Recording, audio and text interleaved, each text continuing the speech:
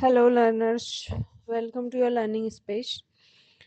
In today's video, we will discuss another topic of chemical bonding first. Chemical bonding first was our chapter and the next topic is hyperconjugation. आज का जो topic है वो है hyper conjugation. Hyper conjugation से पहले हम resonance पढ़ चुके हैं, ठीक है। और रेजोनेंस और हाइपर कॉन्जुगेशन में डिफरेंस क्या होता है? रेजोनेंस की जब हम बात करते हैं रेजोनेंस की जब बात करते हैं तो यहाँ पर कोई बॉन्ड ब्रेक नहीं होता है। नो बॉन्ड ब्रेक, कोई बॉन्ड ब्रेक नहीं होता है।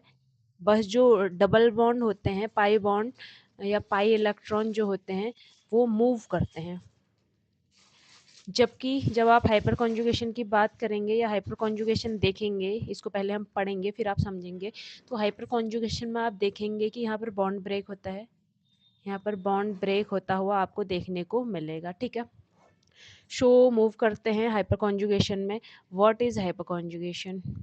सबसे पहले हाइपर कॉन्जुगेशन क्या होता है ये मैं आपको बताऊंगी और उसकी प्रॉपर डेफिनेशन बताऊंगी, लेकिन उससे जस्ट पहले ये देख लेंगे कि हाइपर कॉन्जुगेशन कब होता है। पहले हम ये देखेंगे हाइपर कॉन्जुगेशन कब होता है, देन हम ये देखेंगे कि फिर हाइपर कॉन्जुगेशन होता क्या है। तो हाइपर कॉन्जुगेशन के लिए दो कंडीशन होनी ज़रूरी है।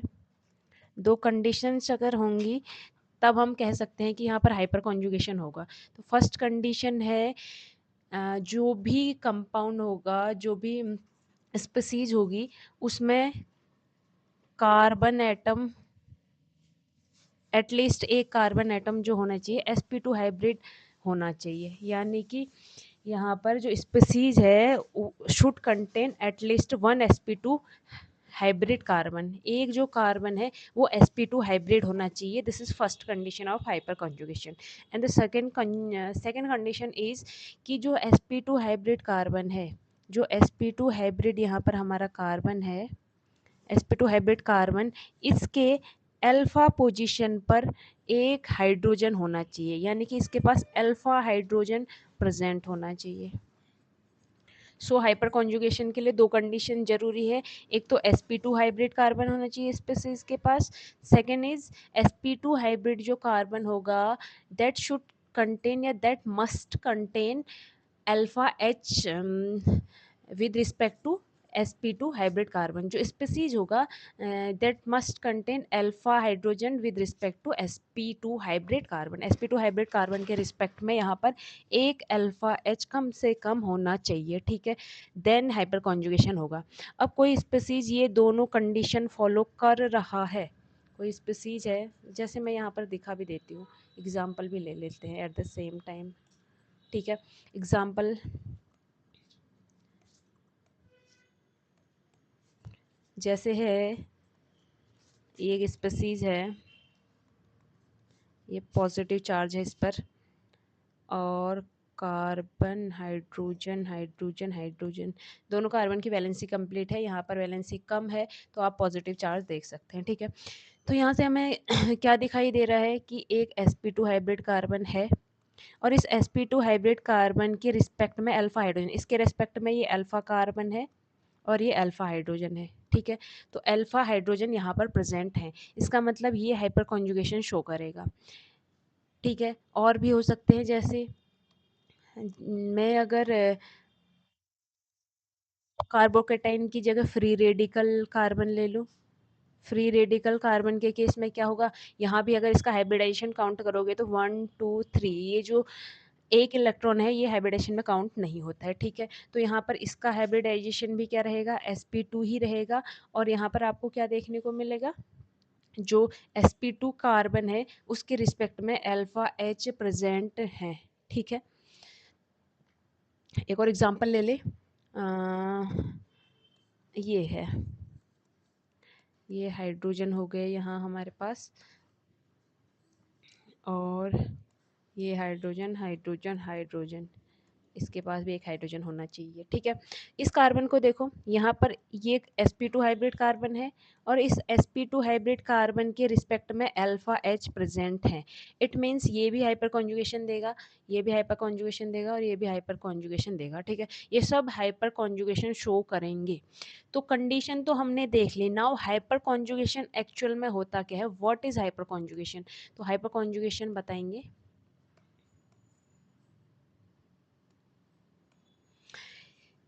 जब हमारे पास sp2 हाइब्रिड कार्बन है और उसके रिस्पेक्ट में अल्फा H है, तो ये जो sp2 हाइब्रिड कार्बन है, इसका इस अल्फा H के साथ, अल्फा कौन सा, ये अल्फा सिग्मा बॉन्ड है, alpha sigma bond of carbon and hydrogen, ये अल्फा H है, ठीक है। इस alpha sigma C H bond के साथ, इस बॉन्ड की बात हो रही है, इस बॉन्ड की, इस बॉन्ड के साथ जो sp2 हाइब्रिड कार्बन है, ये जो है sp2 हाइब्रिड कार्बन इस alpha sigma C H bond के साथ कॉन्जुगेशन शो करता है। जब ये कॉन्जुगेशन शो करेगा, इसी कॉन्जुगेशन को हाइपर कॉन्जुगेशन कहते हैं, ठीक है। हाइपर कॉन्जुगेशन का मतलब आप क्या समझेंगे, the conjugation of sp2 hybrid carbon, जो sp2 हाइब्रिड कार्बन है, the conjugation of sp2 hybrid carbon with alpha sigma C H bond. ये जो alpha sigma C H bond है, इस सी एच बॉन्ड के साथ जो sp2 वाला कार्बन है, ये कॉन्जुगेशन शो करेगा। जैसे यहाँ पर बताऊँ, ये जो अल्फा एच वाला ये बॉन्ड है, इसके साथ ये वाला कार्बन कॉन्जुगेशन शो करेगा, ठीक है। और इसको ही कहेंगे हाइपर कॉन्जुगेशन। अब ये कॉन्जुगेशन किस तरीके से शो करेगा या किस तरीके से हाइपर कॉन्जुगेशन होता है, उसकी बात करें। देखो, जैसे मैं बताती हूँ कि हाइपर कॉन्जुगेशन एक्चुअल में होता कैसे है। ये मैंने ले लिया, कार्बोकेटाइन वाला ले लेते हैं, ठीक है। H H carbon H H H, ठीक है। तो ये क्या कह रहा है, sp2 हाइब्रिड कार्बन, जो कि ये है sp2 हाइब्रिड कार्बन, और alpha sigma C H bond ये हो गया, इन दोनों के बीच कॉन्जुगेशन होगा। तो कॉन्जुगेशन कैसे होता है कि भाई इसके पास पॉजिटिव है, कैसे इधर नेगेटिव आ जाए, ठीक है। तो होगा क्या, ये पॉजिटिव जो है आपकी बारी न्यूट्रल हो जाएगा और यहाँ पर डबल बॉन्ड आ जाएगा कार्बन। क्यों? क्योंकि ये बॉन्ड कार्बन की तरफ शिफ्ट हुआ है, तो कार्बन पे नेगेटिव आएगा, बगल में पॉजिटिव है, तो ये दोनों मिलकर यहाँ पर एक बॉन्ड फॉर्मेशन कर लेंगे, ठीक है। तो यहाँ पर hydrogen hydrogen as it is रहेगा, ये हाइड्रोजन और ये हाइड्रोजन भी एज इट इज़ रहेगा, और कार्बन के पास क्या आ जाएगा, प्लस आ जाएगा। अब की बारी क्या हुआ, ये तो हमारा पहला स्ट्रक्चर बन गया। अब ये भी तो हो सकता था कि यहाँ से ये वाला हाइड्रोजन ना जाकर ये वाला हाइड्रोजन जाता, तो उस केस में क्या बनता, ये वाला कार्बन, ये जो हाइड्रोजन है वो तो यहाँ पे आ जाएगा और ये हाइड्रोजन चले जाएगा। तो उस केस में आपको इस तरीके का देखने को मिलेगा, H प्लस, ठीक है। ये भी हाइपर कॉन्जुगेटेड स्ट्रक्चर है।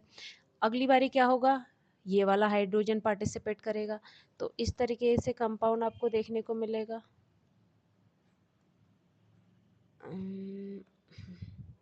ये बॉन्डेड है, ये बॉन्डेड है और ये बॉन्ड ब्रेक हो गया है, ठीक है। यहाँ पर बॉन्ड ब्रेक होता हुआ आपको देखने को मिल ही रहा है। तो ये क्या है, हाइपर कॉन्जुगेशन। इसमें किस तरीके से कॉन्जुगेशन होता है वो मैंने आपको शो किया है कि भाई ऐसे होता है कॉन्जुगेशन। ये जो सिग्मा सी एच बॉन्ड है, sigma C H alpha sigma C H bond है, वो यहाँ पर कॉन्जुगेशन शो करता है विद sp2 हाइब्रिड कार्बन, ठीक है। तो ये आपको देखने को मिल रहा है। और एक चीज़ हमने क्या नोटिस की, यहाँ पर 3 अल्फा हाइड्रोजन है, 3 अल्फा हाइड्रोजन है, तो रेजोनेटिंग जो कॉन्जुगेटिंग हाइपर कॉन्जुगेटिंग स्ट्रक्चर है वो कितने बन रहे हैं, 1 2 3 4, ठीक है। तो यहाँ पर जो हाइपर कॉन्जुगेशन है वो बेसिकली डिपेंड तो अल्फा हाइड्रोजन पर ही करता है। तो अल्फा हाइड्रोजन जितने ज़्यादा होंगे, हाइपर कॉन्जुगेटेड स्ट्रक्चर उतने ज़्यादा बनेंगे। यही है हाइपर कॉन्जुगेशन का कॉन्सेप्ट, ठीक है। तो यहाँ पे जो ये तीनों स्पेसीज मैंने दिखाई थी, दिस दिस एंड दिस, ये तीनों जो है हाइपर कॉन्जुगेशन की कंडीशंस को फॉलो करती है, तो तीनों हाइपर कॉन्जुगेशन शो करेंगी। ओके। तो ये तो था हमारा बेसिकली हाइपर कॉन्जुगेशन की डेफिनेशन। डेफिनेशन क्या थी? The conjugation of sp2 hybrid carbon with alpha sigma ch bond. कब? जब वो उन दोनों कंडीशन को फॉलो करे। कौन सी दो कंडीशन? sp2 हाइब्रिड कार्बन होना चाहिए और sp2 हाइब्रिड कार्बन के रिस्पेक्ट में अल्फा h होना ज़रूरी है। नाउ बात करेंगे टाइप ऑफ हाइपर कॉन्जुगेशन की। Types of hyper conjugation. जो हाइपर कॉन्जुगेशन है इसके टाइप की बात करेंगे तो हाइपर कॉन्जुगेशन जो है इसको क्लासिफाई किया गया है on the basis of nature of sp2 nature of sp2 hybrid carbon. जो sp2 हाइब्रिड कार्बन है उसका नेचर कैसा होगा, उसी के बेसिस पे जो हाइपर कॉन्जुगेशन है इसको क्लासिफाई किया गया है। ठीक है, किसके बेसिस पे? जो हमारा sp2 हाइब्रिड कार्बन था, इस कार्बन का नेचर क्या है, इसका नेचर क्या है। ठीक है, तो सबसे पहला जो क्लासिफिकेशन हुआ है, फर्स्ट है, इसमें जो sp2 कार्बन है इसका नेचर होता है कार्बोकैटायन। sp2 जो कार्बन है इसका नेचर होगा कार्बोकैटायन। ठीक है, आपको प्रॉपर नोट्स चाहिए तो फिर से कहूँगी कि आपको जो व्हाट्सएप है वहाँ पे कांटेक्ट करना पड़ेगा। और व्हाट्सएप नंबर आपको कहाँ मिलेगा? जो भी हमारा चैनल का डिस्क्रिप्शन है वहाँ पे आप देख लेंगे, आपको एक नंबर मिल जाएगा, दैट इज़ व्हाट्सएप नंबर। वहाँ पे आपको प्रॉपर नोट्स मिल जाएंगे जो कि आपके एग्ज़ाम पर्पस से आपके लिए बेस्ट रहने वाले हैं। उससे बाहर कुछ नहीं आएगा, उससे बाहर आपको कुछ पढ़ना ही नहीं है। ठीक है, दैट विल बी सफिशिएंट। तो sp2 कार्बन जो है अगर कार्बोकैटायन है तो इस केसेस में हाइपर कॉन्जुगेशन देख लेते हैं कैसे होगा।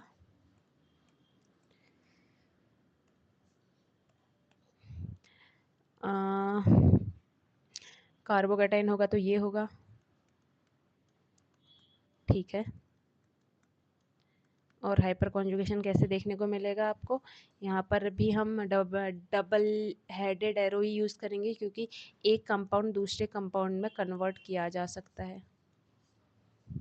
ठीक है, तो सबसे पहले मैंने इस H को इन्वॉल्व कर लिया तो ये क्या हो जाएगा, ये बॉन्ड ऐसे ब्रेक होगा तो यहाँ पर क्या होगा, ये जो H है ये पॉजिटिव के फॉर्म में बॉन्ड ब्रेक कर लेगा और इस तरीके से आपको कंपाउंड देखने को मिलेगा। नेक्स्ट टाइम क्या होगा, हमने इस H को इन्वॉल्व ना करके इस H को कर लिया, तब क्या देखने को मिलेगा, ये H एज इट इज़ रहेगा, यहाँ पर H प्लस हो जाएगा और ये H ऐसे देखने को मिलेगा। ठीक है, नेक्स्ट अब की बारी इस H को इन्वॉल्व करेंगे तो ये कार्बन पर 2 हाइड्रोजन एज इट इज़ रहेंगे, डबल बॉन्ड हाइड्रोजन हाइड्रोजन और ये H प्लस इस तरीके से निकल जाएगा। ठीक है, तो यहाँ पर इस बारी इस सी एच बॉन्ड का बॉन्ड ब्रेक होगा। तो देखने को क्या मिल रहा है कि जो हमें यहाँ पर जो हाइपर कॉन्जुगेशन है उसमें जो sp2 कार्बन है उसका नेचर है कार्बोकैटायन। ठीक है, और इस तरीके से कार्बोकैटायन में आप हाइपर कॉन्जुगेशन देख सकते हैं और हाइपर कॉन्जुगेटेड स्ट्रक्चर देख सकते हैं। तो हाइपर कॉन्जुगेशन क्या होता है? Conjugation between sp2 carbon and alpha hydrogen and उसके रिजल्टेंट हमें जो स्ट्रक्चर देखने को मिलते हैं उनको हाइपर कॉन्जुगेटेड स्ट्रक्चर कहेंगे। ये सारे क्या है? ये सारे हैं आपके hyper conjugated structure, hyper conjugated structure. ठीक है, ये तो फर्स्ट टाइप हो गया। सेकंड टाइप क्या होगा? Second type of hyper conjugation, second type will be, second type की बात हो रही है तो सेकेंड टाइप होगा यहाँ पे जो sp2 हाइब्रिड कार्बन है उसी के बेसिस पे तो देख रहे हैं। तो यहाँ पे आपको देखने को मिलेगा कि जो sp2 हाइब्रिड कार्बन है वो आपका फ्री रेडिकल है। अब की बारी जो sp2 हाइब्रिड कार्बन है दैट इज़ फ्री रेडिकल, वो क्या है, फ्री रेडिकल है, ठीक है। तो फ्री रेडिकल का केस कैसा होगा, carbon H H free radical, carbon H H H, ठीक है। यहाँ पे क्या होगा, डबली हेडेड एरो होगा, और हाइपर कॉन्जुगेशन में आपकी बार बॉन्ड ब्रेक कैसे होगा, इस तरीके से। यहाँ पे क्या है, sp2 हाइब्रिड कार्बन, ये और ये जो है ये आपस में कॉन्जुगेशन करेंगे तभी तो हाइपर कॉन्जुगेशन कहलाएगा, ठीक है। तो यहाँ पे क्या होगा, इस पे रेडिकल आ जाएगा, बगल इस कार्बन पे रेडिकल आएगा और बगल में ऑलरेडी रेडिकल है तो बॉन्ड बन जाएगा, तो यहाँ पे डबल बॉन्ड बन जाएगा। ये H एज इट इज़ रहेंगे, ये H रेडिकल के फॉर्म में निकल जाएगा और ये दोनों ऐसे ही रहेंगे। नेक्स्ट टाइम क्या होगा, ये H इन्वॉल्व ना होकर ये वाला H इन्वॉल्व हो जाएगा, तो यहाँ पे ये तो एज इट इज़ रहेगा और ये भी बॉन्ड उसी तरीके से होमोलिसिस होगा, तो इस पर भी रेडिकल आएगा और इस पर भी रेडिकल आएगा, तो रेडिकल इस पर भी रेडिकल आएगा तो ये बगल के साथ डबल बॉन्ड बना लेगा और ये का हाइड्रोजन ऐसा ही रहेगा, ये हाइड्रोजन ऐसा ही, और इस हाइड्रोजन पर रेडिकल देखने को मिलेगा। अगली बारी क्या होगा कि ये वाला हाइड्रोजन इन्वॉल्व कर लेंगे, carbon hydrogen hydrogen double bond carbon hydrogen hydrogen और H रेडिकल, इस H पर क्या आ जाएगा, रेडिकल आ जाएगा, ठीक है। तो इस तरीके से यहाँ पर आपको देखने को मिलेगा कि sp2 हाइब्रिड कार्बन के केस में हम कैसे हाइपर कॉन्जुगेशन को शो करेंगे। Okay, now third and last type of hyper conjugation is, third और लास्ट टाइप देखने वाले हैं। अब की बारी जो sp2 हाइब्रिड कार्बन है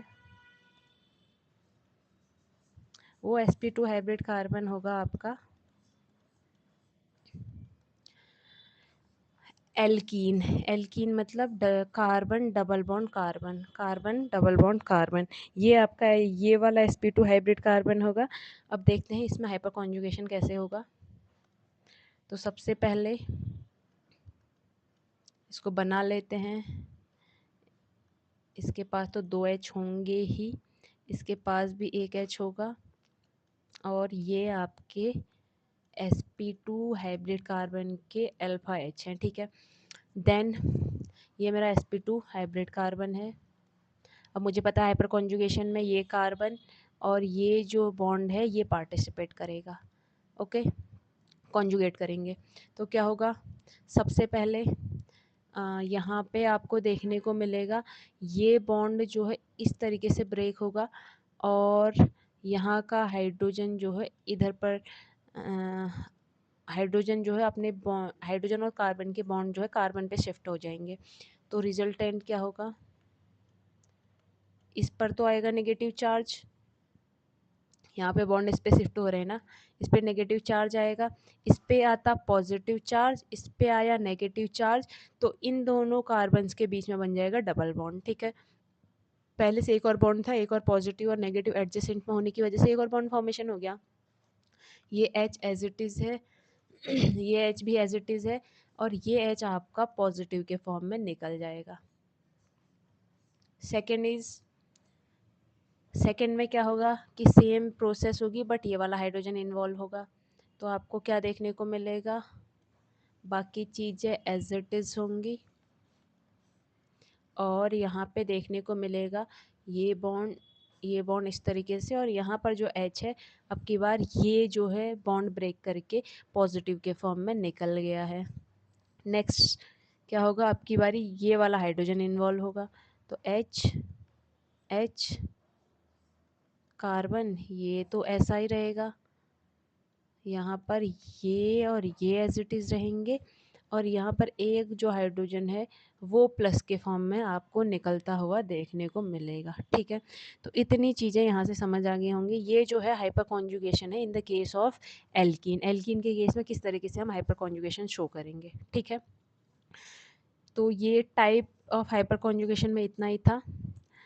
और जो हाइपर कॉन्जुगेशन होता है उसको, हाइपर कॉन्जुगेशन का ध्यान रखना कि इसको नो बॉन्ड रेजोनेंस भी कहते हैं, नो बॉन्ड रेजोनेंस भी कहते हैं, नो बॉन्ड रेजोनेंस कहते हैं, ठीक है। नो बॉन्ड रेजोनेंस मतलब कॉन्जुगेशन तो यहाँ भी हो रहा है, बट यहाँ पर बॉन्ड नहीं बच रहा है, इसलिए नो बॉन्ड कहा जा रहा है। जबकि रेजोनेंस के केसेस में कॉन्जुगेशन होता था, बट वहाँ पर एक चीज़ ये भी रहती थी, जो बॉन्ड कॉन्जुगेट करते थे बट बॉन्ड ब्रेक नहीं करते थे। वहाँ पर एक बॉन्ड जो है आपको मूव होता हुआ ज़रूर दिखेगा, बट बॉन्ड ब्रेक होते हुए वहाँ पे नहीं दिखते थे। लेकिन यहाँ पे नो बॉन्ड मतलब बॉन्ड बच ही नहीं रहा है, तो नो बॉन्ड रेजोनेंस कहते हैं, या इसको नेथन ब्रेकर इफेक्ट भी कहते हैं, also called as Nathan Baker effect, ठीक है। ये हमारा हाइपर कॉन्जुगेशन के दूसरे नाम है। नाउ मूव करते हैं toward application of hyper conjugation. Hyper conjugation की एप्लीकेशंस क्या रहेंगी? एप्लीकेशन ऑफ हाइपर कॉन्जुगेशन, जो हाइपर कॉन्जुगेशन है उसकी एप्लीकेशंस क्या रहेंगी? तो सबसे पहले है फर्स्ट एप्लीकेशन की अगर मैं बात करूं तो ये है आपकी stability of species, stability of species. जो हाइपर कॉन्जुगेशन है ये जो स्पीसीज होती है उनकी स्टेबिलिटी को बता देता है, ठीक है। कैसे बताता है? आप हमेशा ये देखेंगे कि अगर number of hyper conjugating structure बढ़ रहे हैं, number of hyper conjugated structure अगर बढ़ रहे हैं, ध्यान देना, number of hyper conjugated structure अगर बढ़ रहे हैं तो आपको एक चीज़ देखने को मिलेगी कि जो स्टेबिलिटी है, जिस भी कंपाउंड के number of hyper conjugated structure बढ़ रहे हैं उसकी स्टेबिलिटी आपको बढ़ती हुई देखने को मिलेगी, ठीक है। क्या कहना चाह रहा है कि अगर number of hyper conjugated structure किसी स्पीसीज के लिए ज़्यादा होंगे तो उसकी स्टेबिलिटी भी ऑफ कोर्स ज़्यादा होगी, ठीक है। और number of hyper conjugated structure वो किस पे डिपेंड करते हैं? Number of hyper conjugated structure, number of hyper conjugated structure जो है, हाइपर कॉन्जुगेटेड स्ट्रक्चर वो हमारे किसके इक्वल होते हैं? Number of alpha bond, number of alpha H, number of alpha sigma C H bond जो होंगे +1। देखो अभी तक मैं ऊपर अगर आपको दिखाऊं तो 3 केस हमने पढ़े थे, तीनों में देखना। ये केस देखो कितने अल्फा एच है, इस केस में देखो अल्फा एच कितने हैं, यहाँ पे देखो एक alpha H, 2 alpha H, 3 alpha H, लेकिन number of hyper conjugated structure कितने बने? 1 2 3 4, ठीक है। तो यहाँ से हमें क्या पता चल रहा है? यहाँ से हमें ये पता चल रहा है कि जितने भी number of hyper conjugated structure होंगे वो हमेशा नंबर ऑफ अल्फा एच से एक ज़्यादा होंगे, ठीक है। तो number of hyper conjugated structure जो होंगे हमेशा equal to number of alpha C H +1। Alpha C H मतलब अल्फा हाइड्रोजन जितने भी प्रेजेंट होंगे उसमें एक और ऐड कर लेना, उतने आपके पास number of hyper conjugated structure हो जाएंगे। और number of hyper conjugated structure बढ़ेंगे तो stability of that particular compound will also increase, ठीक हो गया। तो यहाँ से हम जो ऊपर हमने चीज़ें पढ़ी थी, क्या क्या पढ़ा था हमने? कार्बोकेटाइन का केस पढ़ा था, कार्बोकेटाइन, हमने फ्री रेडिकल का केस पढ़ा था, हमने फ्री रेडिकल का केस पढ़ा था, और पढ़ा था हमने एल्कीन, ठीक है। तो इन तीनों की स्टेबिलिटी को हम हाइपर कॉन्जुगेशन के बेस पे एक्सप्लेन कर सकते हैं या निकाल सकते हैं, ठीक है। तो उसको करते हैं, उसकी स्टेबिलिटीज़ निकालते हैं, ठीक है। स्टेबिलिटीज़ देखते हैं। तो पहला क्या है हमारा? Stability of carbocation. Hyper conjugation के बेसिस पे देख रहे हैं, हाइपर कॉन्जुगेशन की एप्लीकेशन में स्टेबिलिटी में ही हम इसको देख रहे हैं, और ये है हमारा stability of carbocation. Stability of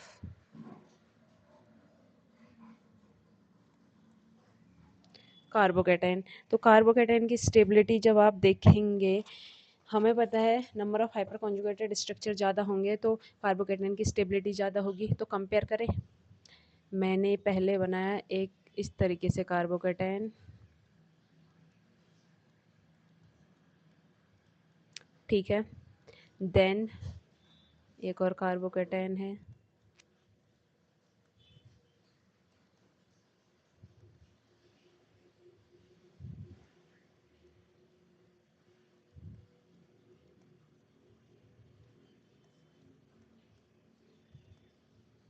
ठीक है। ये अलग अलग टाइप के कार्बोकेटाइन हैं। इनको आप देखेंगे तो ये तो 0 डिग्री है क्योंकि इस कार्बन पर कोई और कार्बन नहीं लगा हुआ है। ये 1 डिग्री है क्योंकि कार्बोकेटाइन पर एक और कार्बन लगा है। ये 2 डिग्री है क्योंकि कार्बोकेटाइन पर 2 और कार्बन लगे हैं। ये 3 डिग्री है क्योंकि कार्बोकेटाइन पर 3 और कार्बन अटैच्ड है डायरेक्टली।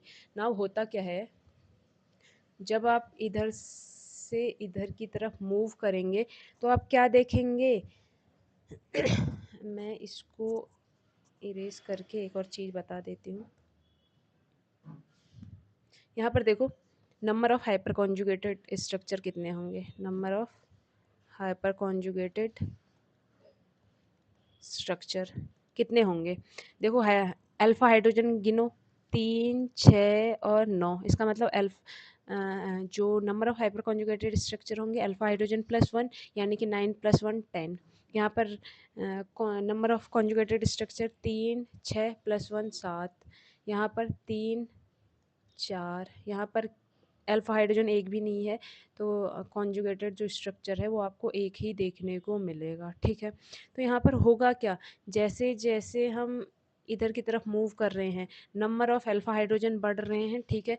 और नंबर ऑफ अल्फा हाइड्रोजन बढ़ रहे हैं, नंबर ऑफ अल्फा हाइड्रोजन बढ़ रहे हैं। अल्फा हाइड्रोजन अगर मैं देखूँ तो इसमें थे 9, 6, 3, 0। और साथ में number of hyper conjugated structure भी बढ़ रहा है। इसका मतलब स्टेबिलिटी बढ़ेगी, स्टेबिलिटी बढ़ेगी क्योंकि स्टेबिलिटी हाइपर कॉन्जुगेटेड स्ट्रक्चर पर ही तो डिपेंड करती है। जहाँ पर जितने ज़्यादा हाइपर कॉन्जुगेटेड स्ट्रक्चर बनेंगे उतनी ज़्यादा स्टेबिलिटी होगी। और हाइपर कॉन्जुगेटेड स्ट्रक्चर डिपेंड करते हैं अल्फा एच पर, जहाँ पर जितना ज़्यादा अल्फा एच उतनी ज़्यादा स्टेबिलिटी, उतनी ज़्यादा हाइपर कॉन्जुगेटेड स्ट्रक्चर, ठीक है। It was the case of carbocation. Now we will discuss the case of free radical stability of free radical. Free radical की स्टेबिलिटी की बात करते हैं। फ्री रेडिकल की स्टेबिलिटी की मैं अगर बात करूं तो सबसे पहले कार्बन CH3 कंपेयर ही करेंगे। यहाँ भी 3 डिग्री वाला फ्री रेडिकल ले लेते हैं, देन 2 डिग्री वाला फ्री रेडिकल ले लेंगे, उसके बाद 1 डिग्री वाला फ्री रेडिकल ले लो, ठीक है। इनमें नंबर ऑफ अल्फा हाइड्रोजन देखो, पहले नंबर ऑफ अल्फा एच कितने हैं, यहाँ पर 3 है, यहाँ पर 6 हैं, 3 ये हो गए, 3 ये हो गए 6, और यहाँ पर हैं 3, 6, 9। तो number of hyper conjugated structure कितने हो जाएंगे, हाइपर कॉन्जुगेटेड स्ट्रक्चर वो आपके हो जाएंगे 4, 7 और 10। अल्फा हाइड्रोजन +1 होता है। तो जैसे जैसे हम इधर की तरफ मूव कर रहे हैं हम देख रहे हैं कि नंबर ऑफ अल्फा हाइड्रोजन बढ़ रहे हैं, number of hyper conjugated structure बढ़ रहे हैं, रिजल्टेंट स्टेबिलिटी भी बढ़ेगी, स्टेबिलिटी भी बढ़ेगी। तो स्टेबिलिटी क्या होगी, 3 डिग्री कार्बोकेटाइन की, 3 डिग्री कार्बोकेटाइन की ज़्यादा होगी, 2 डिग्री कार्बोकेटाइन की तो होती है, 3 डिग्री फ्री रेडिकल की ज़्यादा होगी, 2 डिग्री फ्री रेडिकल से उसकी ज़्यादा होगी 1 डिग्री फ्री रेडिकल से, ठीक है। ठीक ऐसे ही we can discuss the stability of alkene and concept will remain same. क्या था, third, stability of alkene, stability of alkene. And alkene की स्टेबिलिटी क्या होती है, you can see एल्कीन ये है CH3 CH3 CH3 and CH3. Okay, second is carbon carbon CH3 CH3 CH3 H. Next CH3 CH3 H H और एक और ले लेते हैं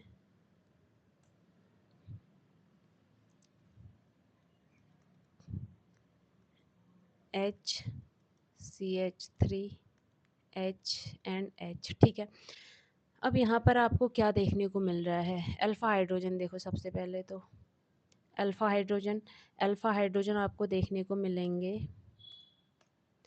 3 6 9 12 12 3 6 9 3 6 और 3 हाइपर कॉन्जुगेटेड स्ट्रक्चर वो कितने देखने को मिलेंगे? 12 + 1 13 9 + 1 10 6 + 1 7 3 + 1 4। इसका मतलब क्या हो रहा है? जैसे जैसे हम इस साइड को मूव कर रहे हैं जहाँ पर अल्फ़ा एज ज़्यादा है, हमें पता चल रहा है कि अल्फ़ा एज बढ़ने के साथ साथ number of hyper conjugated structure भी बढ़ रहे हैं। इसका मतलब स्टेबिलिटी ऑफ एल्कीन भी उस तरफ को ज़्यादा बढ़ेगी। ठीक है, स्टेबिलिटी ऑफ एल्कीन भी क्या होगी? इंक्रीज़ हो रही है। क्या हो रही है? इंक्रीज़ हो रही है। जब मैं ऊपर वाले एरो लगाती हूँ इट मीन्स इंक्रीज़ होना। ठीक है, तो यहाँ पर क्या है, जैसे जैसे अल्फ़ा एच का नंबर बढ़ रहा है वैसे वैसे हम देख रहे हैं कि जो स्टेबिलिटी है वो भी इंक्रीज़ कर रही है। ठीक है, ये सारी चीज़ें हम देख रहे हैं on the basis of hyper conjugated structure, और ये कॉन्सेप्ट है हाइपर कॉन्जुगेशन। ठीक है, तो हाइपर कॉन्जुगेशन जो कॉन्सेप्ट है उसमें इतना ही है, और दूसरे लेक्चर में हम डिस्कस करेंगे आगे के टॉपिक्स। तो आज के लिए इतना ही रखते हैं। Thank you so much, bye.